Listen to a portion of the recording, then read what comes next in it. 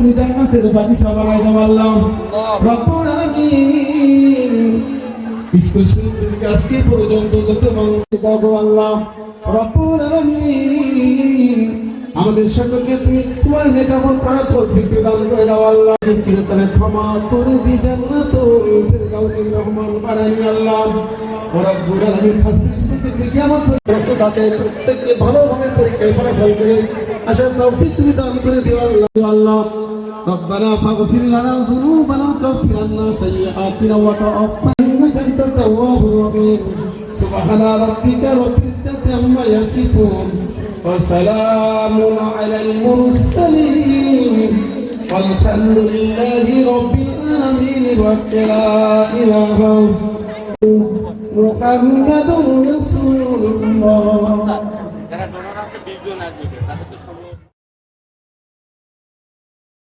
দৃষ্টি আকর্ষণ করে করজোড়ে বিনয়ের সাথে বিনতি, আপনারা আপনাদের জন্য নির্ধারিত আসনে আসন গ্রহণ করুন এবং অনুষ্ঠানে সৌন্দর্য সফলতা আনন্দের লক্ষ্য এবং স্বপ্ন নিয়ে আপনারা আপনাদের নির্ধারিত আসনে আসন গ্রহণ করার জন্য আমি বিনয়ের সাথে অনুরোধ করছি। প্রিয় উপস্থিতি, আপনারা জানেন আজকের এই গরাখল মেমোরিয়াল বালিকা বিদ্যালয়ের সবুজ চত্বর সাবেক এবং বর্তমান শিক্ষার্থীদের যে মিলন মেলায় অর্থাৎ তারা মেলায় যে পরিণত হয়েছে, তোমরা যারা মেয়ে তোমাদের তো প্রত্যেকটা ঈদেই নতুন জিনিস লাগে, যেমন নতুন শাড়ি, নতুন গহনা, নতুন অর্নামেন্টস। তো আমি যদি বলি যে আমারও একটা নতুন বউ লাগবে, তা আমার ওয়াইফ বলছে পাশের বাসায় এই আলোচনা হচ্ছিল, তাই বললাম চলো তুমি গিয়ে দেখে আসতে। বলতাম দেখে লাভ নেই, ওই বাড়িওয়ালা অলরেডি নারায়ণ হসপিটালে ভর্তি আছে। কথা বুঝেছেন? ভিতরে আই দাদারি। বিষয়টা হচ্ছে আসলে এটা অনুষ্ঠান মূল থিম হচ্ছে এসো মিনি প্রাণের প্রাঙ্গণ, যে প্রাঙ্গণে আপনাদের মধুর স্মৃতি। আজ থেকে 10 বছর, কারো 15 বছর, কারো 20 বছর আমরা আজকে হারিয়ে যাব আমাদের শৈশবের সেই অতীত রোমাঞ্চকর স্মৃতিতে। হয়তো আমরা আজকে কেউ দাদি, কেউ নানি হয়েছি, কেউ সংসার, স্বামী, সন্তান নিয়ে পরিবারের কঠিন দায়িত্বের বোঝা নিয়ে আমরা যারা না মায়ের জাতি তারা কত কষ্টে আছে। কিন্তু আজকের দিনটাই শুধু আমরা আমাদের মতো করে সাজাবো, আমাদের মতো করে রাঙাবো, আমাদের মতো করে আজকে আমরা হাঁটবো। এখানে কেউ তো আমার ওনার স্বামী নিয়ে আসেননি, সবাই রিমোট বাদে, তাই না? তাহলে আজকে আমাদের মতো করে সাজাবো, রাঙাবো, হাঁটবো, তাই না? আমরা ফিরে যাবো সেই অতীতের রোমাঞ্চকর, যখন আমরা আবেগের বশবর্তী হয়ে কত ছেলের সাথে সময় দিয়েছি, তাই না? এখানে আমার তো মনে হয় এরকম মা বোন কেউ নেই যে কোনো ছেলেদের সাথে অ্যাফেয়ার ছিল, সবাই ব্যাচেলর অফ সিঙ্গেল ছিল এবং তারা তাদের পিতা মাতার দেখানো পথ ধরেই নতুন পাত্রের সাথে নতুন জীবন শুরু করে তাদের দাম্পত্য জীবন শুরু করেছে। সেই সমস্ত প্রিয় মুখগুলো আজকে আমার মঞ্চের সামনে। ধন্যবাদ আমার প্রিয় মা ও বোনদের প্রতি।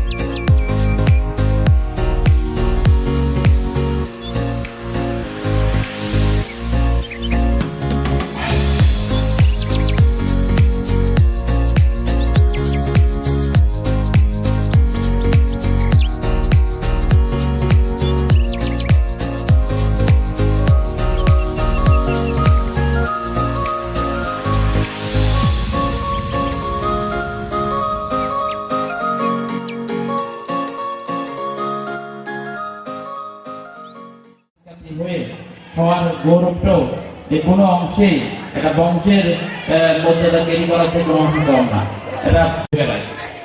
তো আপনারা যারা মরিয়ম মেমোরিয়াল স্কুলের শিক্ষার্থী, আমি মনে করি আপনারাও সেই গৌরবের অংশীদার।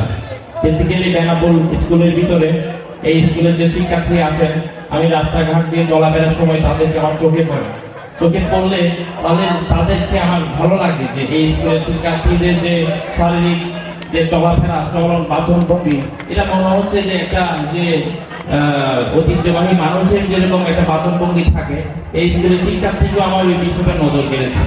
তো সেই জন্য আসলে এই স্কুলে আমি দ্বিতীয়বারের মতো এখানে এসেছি। এর আগেও দাওয়াত হয়েছে, আমার ব্যস্ততার ভিতরেও কিন্তু আমি চলে এসেছি। তো আজকেও কিন্তু আমার একটু ব্যস্ততা ছিল, আমি কিন্তু অফিসে সিভিলে ছিলাম। তো শিক্ষক মহোদয় যখন আমাকে ফোন দিয়েছে, আমি কিন্তু দ্রুত দিয়ে বাসায় গিয়ে আবার পোশাক পরে, কারণ আমরা যখন অনুষ্ঠানগুলো অ্যাটেন্ড করি পোশাকে অ্যাটেন্ড করি। তা আমি আবার গিয়ে বাসায় গিয়ে পোশাক পরে চলে এসেছি। আমার কিন্তু একবারও মনে হয় না যে পোশাক পরে আসলে থাক, অনুষ্ঠানটা আজকে না যাই, হ্যাঁ আমার অফিসে কাজ আছে, একটু চাপ আছে, এগুলো ছাড়ি, আমার কিন্তু একবারও মনে হয় না। আমি এসেছি আপনাদের এই উৎসাহটা দেখার জন্য, আমার ভালো লেগেছে। আপনারা যারা এসেছেন, অনেক পুরনো অনেক ছাত্রীও আছেন, আসলে আপনারা যে আনন্দিত, সেই আনন্দটা কিন্তু আমাকে স্পর্শ করেছে। তো আপনাদের এই আনন্দ অব্যাহত থাকুক, আপনারা ভালো থাকেন, সকল ব্যস্ততা পেরিয়ে আপনারা বারে বারে এই মঞ্চে ফিরে আসবেন। আপনাদের স্কুলটা একটা ঐতিহ্যবাহী স্কুল, এটা ঢাকা শহরে অনেক নাম করা স্কুল হতো, বেনাপোলে একটা উপজেলা হওয়াতে, তারপরেও কিন্তু এটা যথেষ্ট সুনাম আমরা কিন্তু শুনতে পাই। তো যাই হোক, আপনাদের বিদায় শুভেচ্ছা থাকলো, আপনাদের পরিবারের মঙ্গল কামনা করছি, আপনারা সুস্থ থাকেন, ভালো থাকেন, আল্লাহ হাফেজ, আসসালামু আলাইকুম, ধন্যবাদ।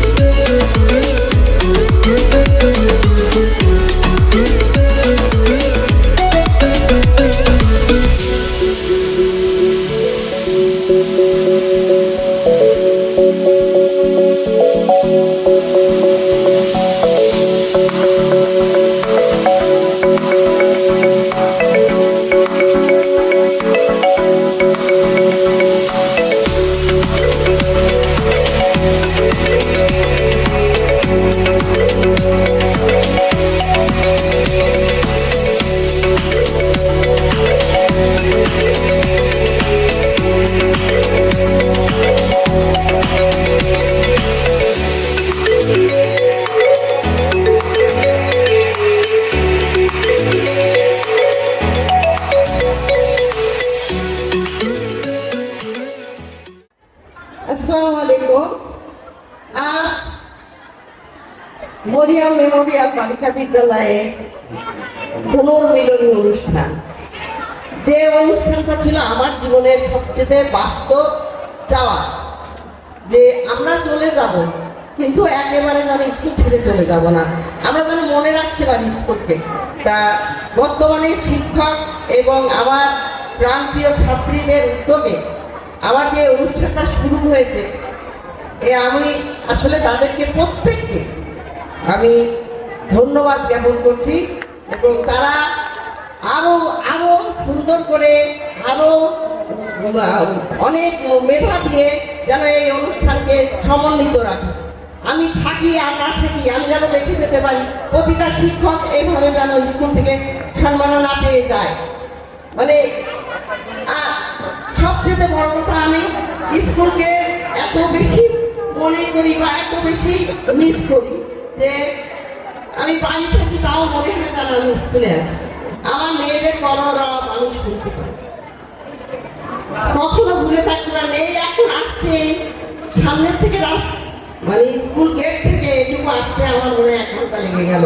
শুধু আমার প্রাণপ্রিয় ছাত্রীদের আবেগ, এই আবেগগুলো আমি বাড়ি বসেও মনে করি।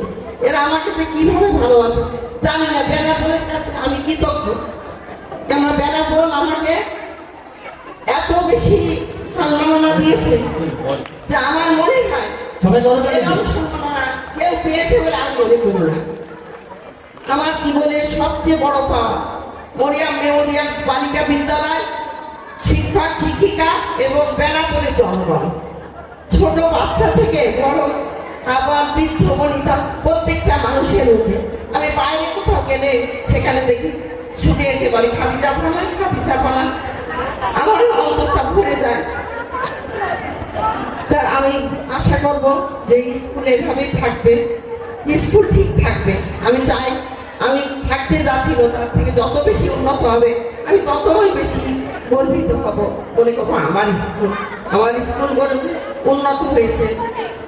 আমি দোয়া করি আমার এই সমস্ত প্রাণপ্রিয় ছাত্রীরা তাদের উদ্যোগ যেন আরো ক্রমে বৃদ্ধি পায়, তারা যেন আরো মানে ছাত্রী জোগাড় করতে পারে। আসলে প্রাক্তন ছাত্রীর সংখ্যা কম হয়ে গেছে, আরো বেশি হলে ভালো হতো, অনেক কম। কেননা আমাদের এই স্কুলের মাঠে আমি এদিন এসেছিলাম স্কুলে, আমি তো প্রায় আসি।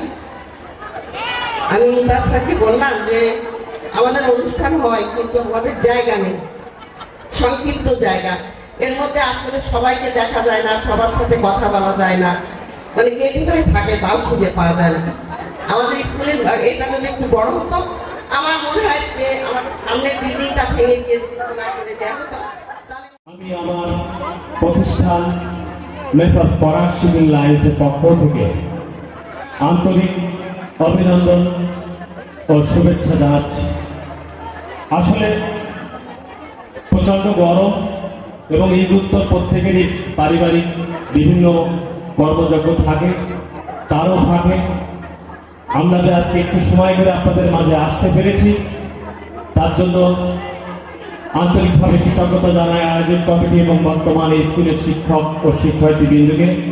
এবং পাশাপাশি আমি স্মরণ করছি এই স্কুলের প্রতিষ্ঠাতা বীর মুক্তিযোদ্ধা মশিউর রহমান, পাশাপাশি স্মরণ করছি ওনারই সহধর্মিণী সাবেক প্রধান শিক্ষিকা, পাশাপাশি স্মরণ করছি ওনারই একমাত্র সুযোগ্য সন্তান আমাদের সেতু আপা, পাশাপাশি স্মরণ করছি আমি এখানে হয়তো উপস্থিত আছেন আমাদের বিধি আপা, যিনি স্কুলেরই সম্মানিত শিক্ষার্থী এবং উনি শুধু আমার বোনই নয় আমার বড় বোনেরই সহপাঠী ছিলেন। এবং যে কারণে আজকে আমার এখানে আসা আমারই সহধর্মী 99 ব্যাচ নাজিম আক্তার জুথি। তো আমি যেহেতু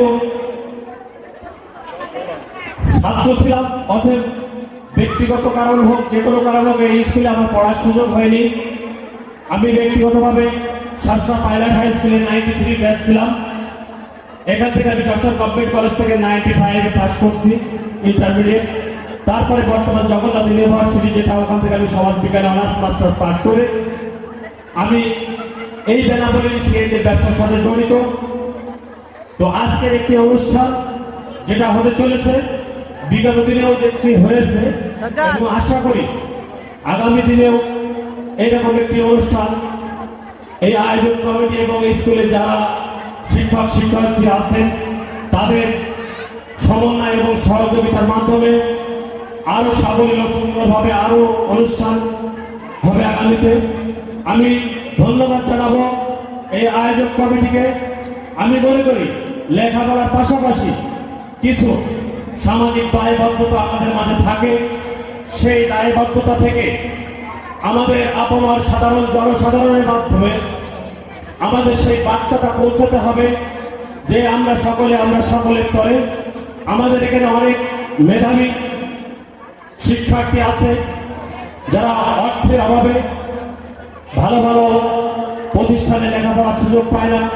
আমি আপনাদেরকে অনুরোধ করব, বিশেষ করে এই লেখাপড়ার মানটাকে উন্নত করার জন্য এবং এই স্কুলের শিক্ষার মানটা যাতে আরো উন্নতি হয়, সেই লক্ষ্যে এই যে অর্গানাইজেশনটা এখানে আছে তাদেরকে আমি বিরতভাবে অনুরোধ করব, আপনারা যে সামাজিক কাজগুলো করেন তার পাশাপাশি একটি স্বাধীন এবং বিকল্প ফান্ড আপনারা তৈরি করবেন। যে ফান্ড তৈরি করতে যদি আমাদেরও কোনো সাহায্য এবং সহযোগিতা লাগে, আমরা অবশ্যই আপনাদের সাথে থাকব এবং এই অর্থ শুধুমাত্র দরিদ্র মেধাবী শিক্ষার্থীদের কাজে ব্যবহার করবেন, যারা আগামীতে এই সুন্দর বাংলাদেশ বিনির্মাণে দারুণ একটি ভূমিকা রাখবে। পাশাপাশি শুধু শিক্ষা নয়, চিকিৎসা সহ অন্যান্য যে মৌলিক চাহিদা আমাদের দেশের নাগরিকদের আছে, এই ক্ষুদ্র পরিসরে এই বেনাপোল মেমোরিয়াল বালিকা বিদ্যালয় থেকে আপনারা আস্তে আস্তে এগিয়ে যাবেন বাংলাদেশে টেকনাফ থেকে তেঁতুলিয়া পর্যন্ত বাংলাদেশের সকল পর্যায়ে যেন এই মেমোরিয়াল বালিকা বিদ্যালয় একটি বাংলাদেশের উন্নত স্কুল হিসেবে বাংলাদেশের সবার কাছে মাথা উঁচু করে দাঁড়িয়ে থাকতে পারে। এবং আমি আসলে আজকের এই গরমের দিনে আর বক্তব্য দীর্ঘায়িত করব না। আমি ব্যক্তিগতভাবে খুবই খুশি হয়েছি আজকের এমন একটি অনুষ্ঠানে আসতে পেরে। আগামী দিনে আবারও আল্লাহ যদি বাঁচিয়ে রাখেন এরকম একটি অনুষ্ঠানে আবারও আসবো এই আশাবাদ ব্যক্ত করে এবং আমাদের ব্যক্তিগত সাহায্য এবং সহযোগিতার হাত প্রসারিত করে সকলের সুস্বাস্থ্য কামনা করে আজকের মতো আমি আমার সংক্ষিপ্ত বক্তব্য শেষ করছি। খোদা হাফেজ। বাংলাদেশ জিন্দাবাদ। ধন্যবাদ। এখন প্রেস গ্রহণ করবে আমাদের বর্তমান শিক্ষকবৃন্দ। প্রধান শিক্ষক মোহাম্মদ রমজান আলী প্রেস প্রদান করবে আমাদের 1988 ব্যাচের ফুলি খাতুন আপু।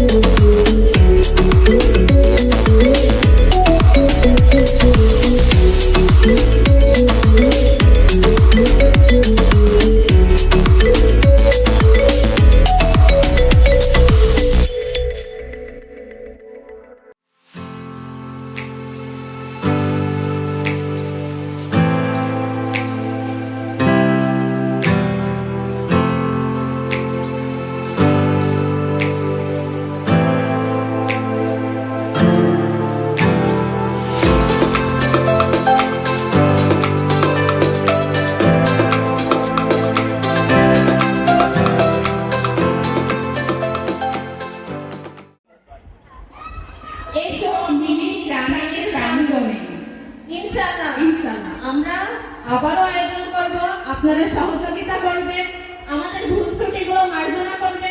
যারা আসলে আয়োজন করে তারা সব দিক ট্যাগেল দিয়ে পারে না। আমাদের জায়গায় যখন আপনারা আসবেন তখনও দেখবেন আসলে সবার মন জুগিয়ে চলতে পারবেন না। আমাদের জন্য দোয়া করবেন, আমরা যতটুকু পেরেছি করেছি, সামনে যেন ভুল ত্রুটিগুলো মার্জনা করবেন, ভুল ত্রুটি যেন কাটিয়ে সুন্দরভাবে অনুষ্ঠানটা করতে পারি। ধন্যবাদ সবাইকে। অনুষ্ঠানে আগত অনাগত যারা কর্তৃপক্ষের মনোনীত সকলকে জানাই সাদর সম্ভাষণ।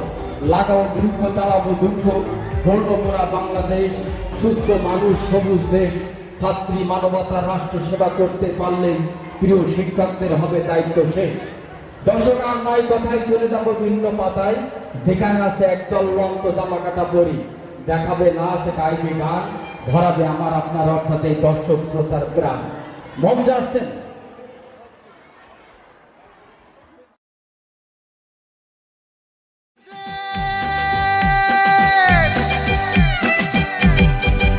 ওরে বাংলাদেশের মেরে তুই এই লাহা দুই লাহা যাস, একবার যেই ঘুইরা তাকাস লাগে ঝাকাস, পদ্মা নদীর ইলিশ খাইয়া রূপখানা কি ঝকঝকে বানাস। একবার যেই ঘুইরা তাকাস লাগে ঝাকাস, পদ্মা নদীর ইলিশ খাইয়া রূপখানা কি ঝকঝকে বানাস। ওলালা হো, ওলালা হো, ওলালা হু, ওলালা হো, ওলালা হো, ওলালা হু।